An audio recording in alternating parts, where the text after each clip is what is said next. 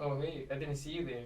I'm just squatting here, taking a little break after studying and sitting for a long period of time. Today I want to share with you this concept of resting postures. So most of the time we spend a lot of time sitting in a chair, right? And we need to get out of this position to keep our joints healthy. And the way I combat this is by exposing my body to many different postures throughout the day. And my goal in this video is just to share with you this concept of resting postures you can start applying in your day-to-day life and combining it with things you already do. So this can be, watching Netflix, maybe reading your emails, reading articles or books, checking your phone.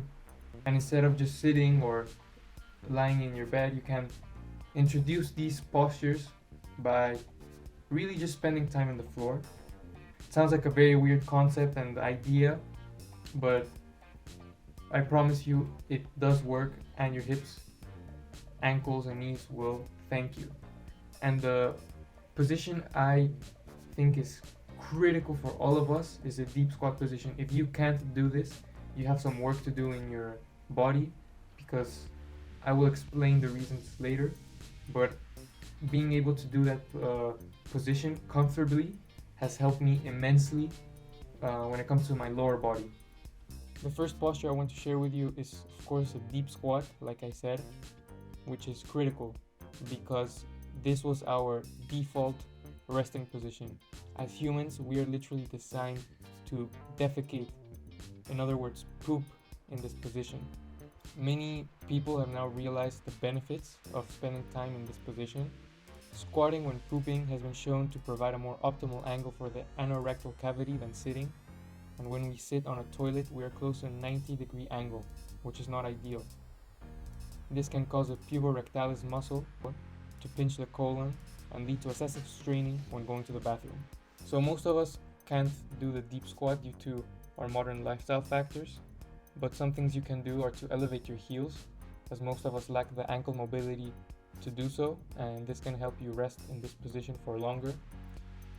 And as you get more comfortable, you can start by only raising one heel and keeping the other one on the floor. The second position is called the 90-90, as both of your hips are in a 90-degree angle. This one is very good and it helped me a lot with my knee pain. The more you extend the rear leg, the harder this position gets. You might even feel a cramp in your rear leg, and that's normal. That's just a sign of some weakness in your hips. But embrace it, and over time it's going to get better. So the third one is the lunge. This one is going to stretch your hip flexor in the back leg. This for me is very helpful, and if you squeeze your glute on the back leg and move forward a bit, you're going to feel a very intense stretch in your hip flexor, and this is another very good way to counteract the effects of sitting, which is a tight hip flexor, so I highly recommend this.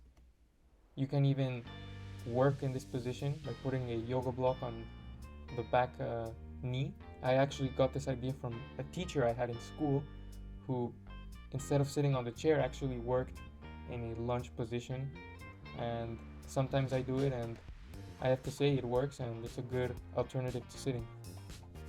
The fourth one is a frog pose.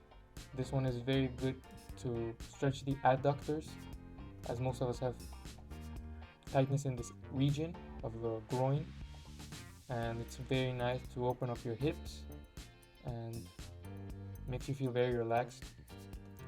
The fifth one is kind of like a cobra pose, but instead of having your arms straight like in yoga, here we're just using the elbows to relax.